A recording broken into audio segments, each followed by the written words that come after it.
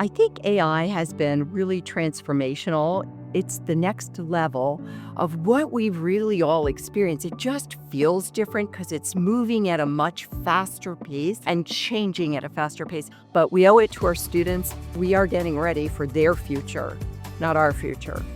Welcome to the Net Assets Podcast, the official podcast of NBOA Business Leadership for Independent Schools. I'm your host, Jeff Shields, NBOA President and CEO. This episode of the Net Assets Podcast is provided with the generous support of IMA. Today, I am absolutely delighted to welcome Nancy Greene. She's Vice President of Finance and Operations and Chief Financial Officer at Pine Crest School in Boca Raton and Fort Lauderdale, Florida. Nancy is one of the most accomplished and influential leaders in independent school business operations. She's received nearly every major award that NBOA gives out, including being named a Will Hancock Unsung Hero Award winner in 2018 for her impact at the Bowles School, and the 2022 Ken White Distinguished Business Officer Award recipient, recognizing her tremendous contributions to the entire NBOA community. During her service on the NBOA Board of Directors, Nancy chaired the Strategic Initiatives Committee, and her leadership was integral to the development of the NBOA Financial Dashboard and the Composite Financial Index Calculator, both connected to the BIZ data collection platform and designed to help school leaders better understand and communicate their school's financial health. Nancy Greene, welcome to the podcast. Thank you. I'm delighted to be here with you. It's so great to be here at the 2026 NBOA annual meeting in Orlando, Florida, which is right in your backyard. Did you drive in or did you fly in? Actually, we took the Bright Line, the train in, and it was wonderful. That's right. That's kind of a new thing. It's a new thing. Yeah. I love that. Now, you've got deep roots in Florida independent schools. You've worked at several across the state, and you've certainly been actively involved in the Florida Council of Independent Schools, better known as FCIS, for many years. What's it about Florida that makes it such an active community for independent education? So I think Florida, Jeff, is really in a unique situation in that the average starting year for our independent schools was 1986. So rather young. There were a number of smaller, all pretty much religiously affiliated schools in the 1800s, but we don't have that same kind of depth that a lot of the Northeastern school has, which I think has really brought us together to help build each other up and make each other successful. And so I think that's maybe a big difference. I never knew that. So you all are starting out together. You're all in independent education vernacular. You're all kind of startups in a way, right? And you're Right, all yeah. scrappy and trying to find your niche. That's exactly right. And you like that. I like that because I think we have proven our tenacity and our belief strongly in what we do Yeah. in our independent school space for the students that we serve. And I think it keeps us on our toes and fresh. And I think it's probably what defines a little bit of the type of CFO that I am. It's Yeah. the environment that I've been brought up in. That's awesome. I didn't know that. And I love learning that. At this meeting, you'll be accepting, and this is embarrassing to say, but it's the name of the award, and I think it was your idea, not mine, the 2026 Jeffrey Shields Innovation and Independent School Business Operations Award on behalf of Pine Crest School, recognizing your school's leadership in advancing AI, particularly in transforming business operations. Now, you've been presenting on this topic around the country, I happen to know, and you'll be presenting on it here, on the program here at the annual meeting. For those who aren't familiar with Pinecrest's work in AI, how would you describe its impact in a nutshell? I think AI has been really transformational, even though we were already an innovative school. We have interweaved that all throughout our curriculum and our core beliefs. I think about AI as it's the next level of what we've really all experienced. It just feels different because it's moving at a much faster pace Super. and changing at a faster pace. So I go back to, for several years, I taught higher level math at one of my schools. And I remember when the TI-84 calculator came out, you could hook up to your TV and the kids would be able to do all these advanced calculations, and they were worried that our students would not then be able to think anymore. You remember that? Obviously, we used that calculator to find higher level discovery, and our students took it to whole new levels. Much like the computers when they came out in the way they came out and everybody having laptops. So AI is really a natural progression. Great It's comparison. just that the abilities are getting higher and higher level, and they're moving at a very fast pace, which is hard to keep up with. But we owe it to our students. Again, I go back to that because we're really student centric at Pine Crest. Yeah. And that's really who we are getting ready for their future, not our future.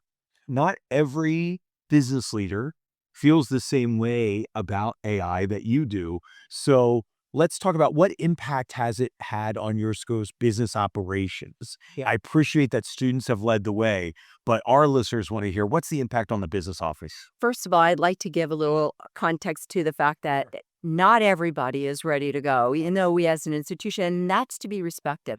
I will even say in my ops team, I had a couple of people on the team less interested in pursuing this. That's a very nice way to put it, Nancy. But what's amazing is they still remain part of the journey. We just didn't pick projects in their areas to start.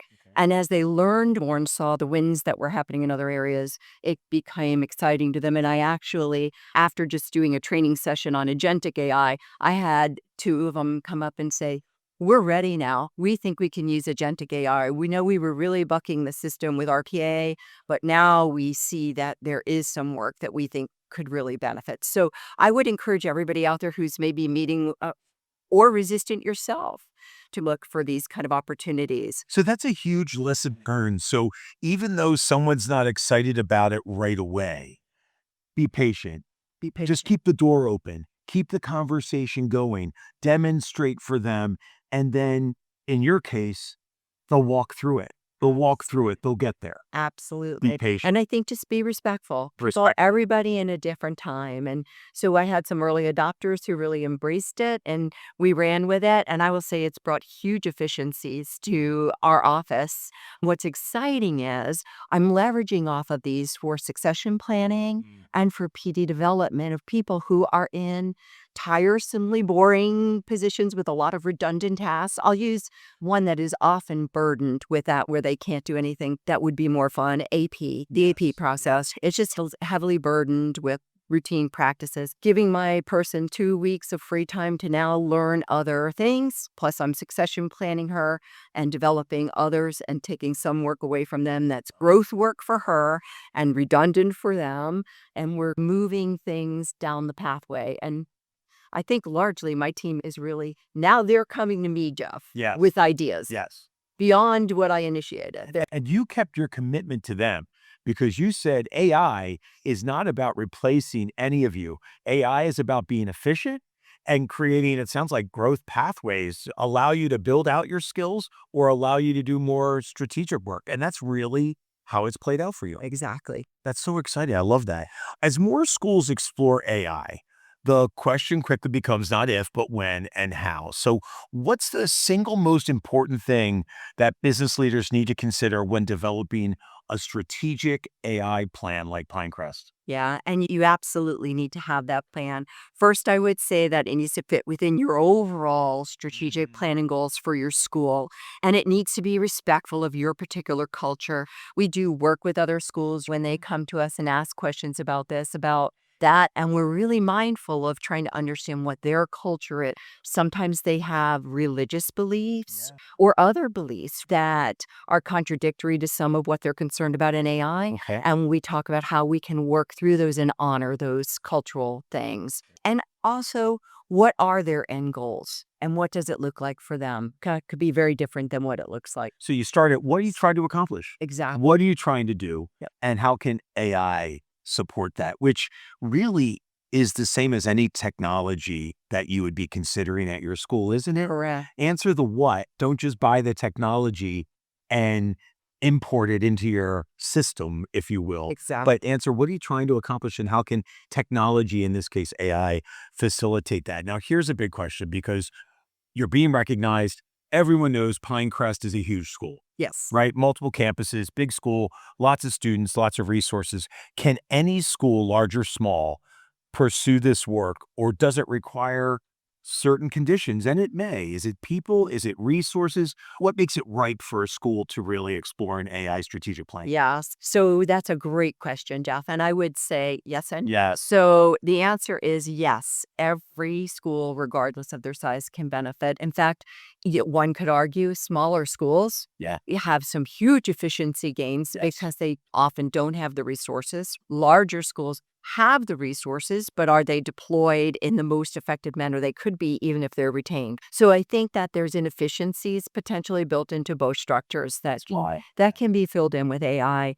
But yes, you must have resources. So you have to have people in place, whether that be through partnerships, which is where I think a lot of people should start as you're building and learning your PD. Tell me more about that. So I think that there's people out there in this space that are operating it and have already done developers that have I see. developed. So you could work with partners that have the experience to help you. But then after leveraging off them and learning, you begin to see what new skill sets you need within your organization so that you can become self-sustaining. So that's where we are now at Pinecrest. Like we've changed. We had a whole hiring list we thought we wanted last year. And the IT positions we thought we needed, we no longer need. Wow. We don't even want them. We need people who can program. We need people who know RPA. We know people who can work with agentic AI. We need different kind of skill sets because we partnered with companies to place our RPA, and now you need to maintain those robots. So you need a whole nother skill set.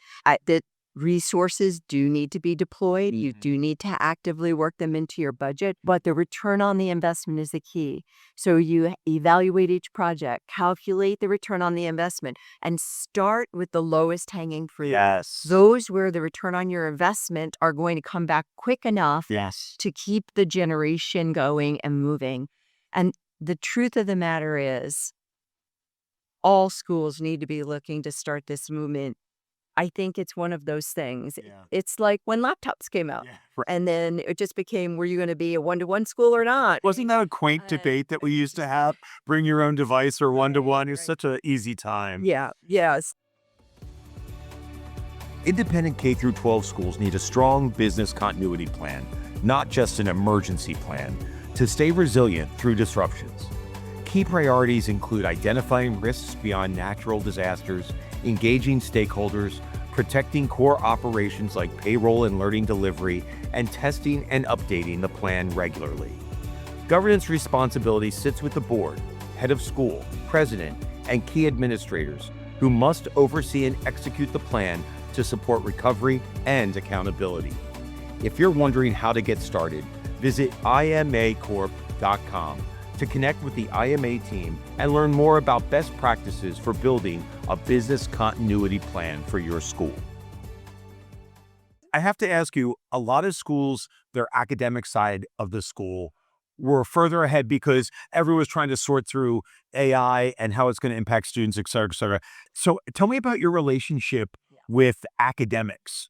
Because I know for a lot of schools, the AI implementation started with the academic side because schools were scrambling to figure out how's this going to impact academics and students.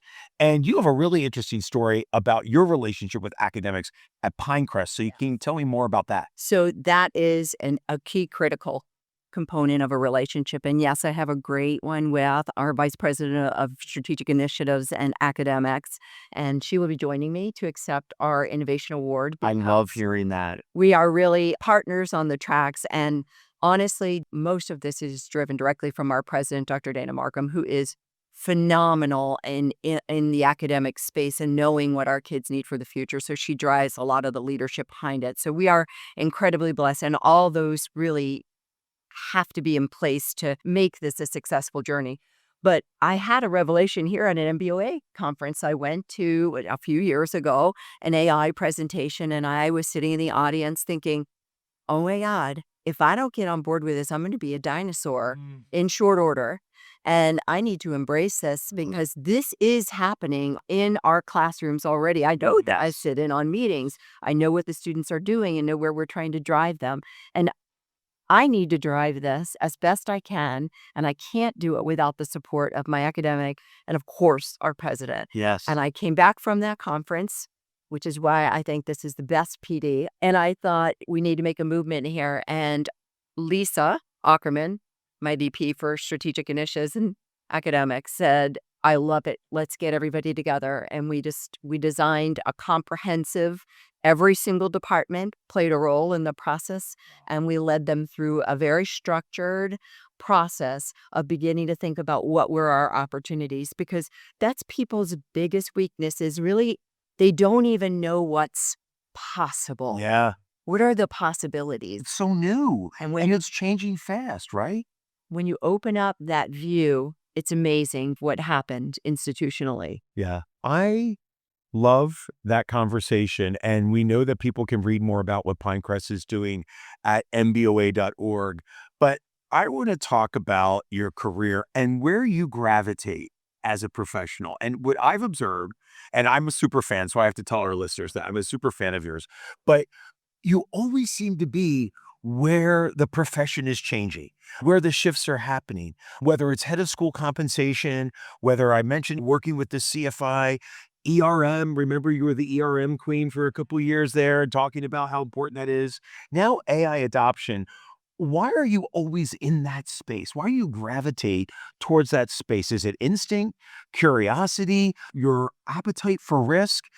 Tell me more about that because you agree that's where you end up, right? Yeah, I think it's all of those things Yeah. a little bit. I do taking risks. I don't like getting stale. I have to be constantly learning and understanding what's happening. And so I think some of that is it's internal drive. Have you always been that way? I think the answer is yeah.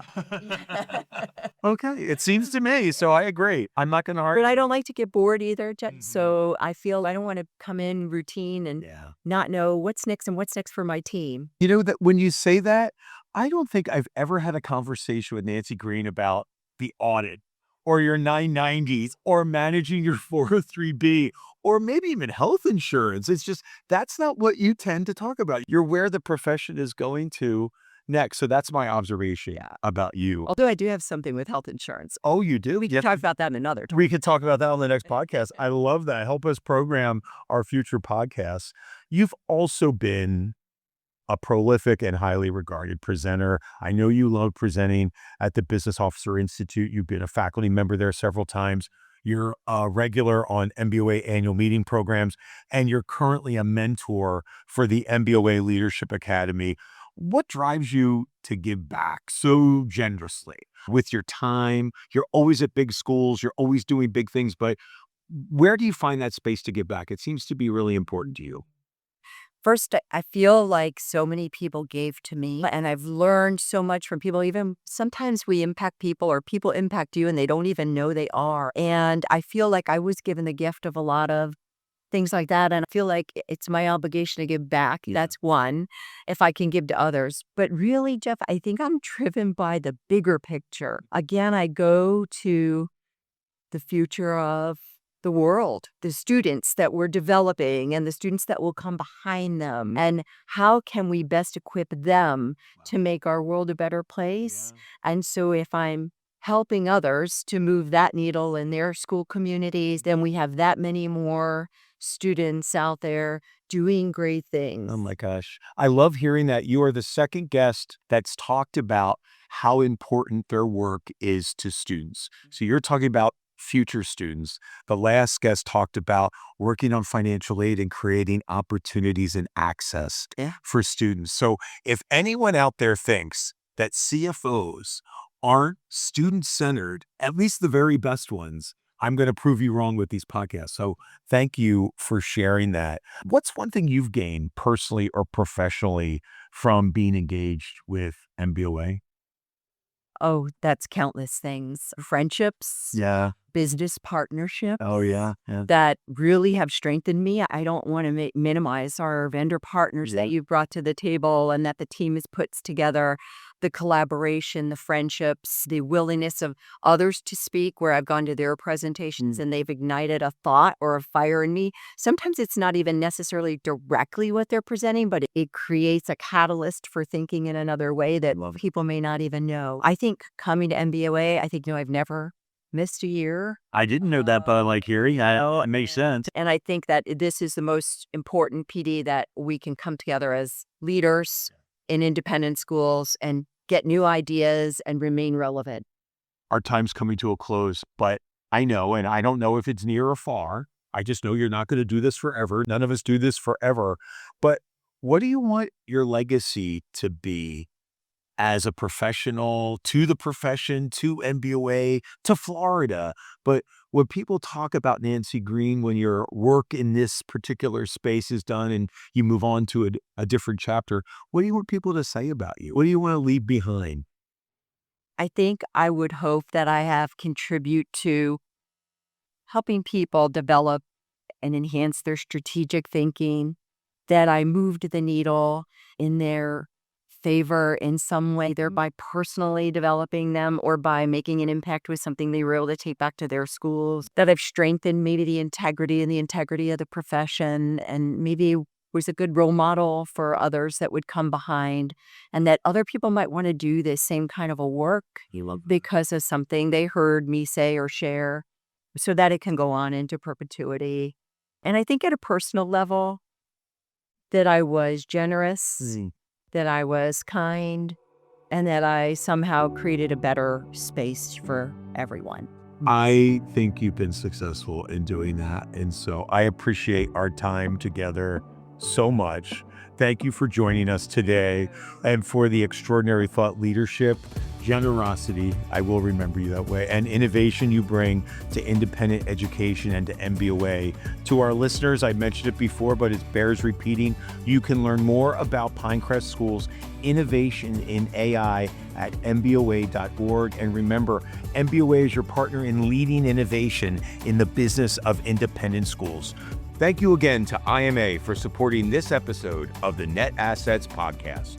So until next time, thanks for listening to the Net Assets Podcast.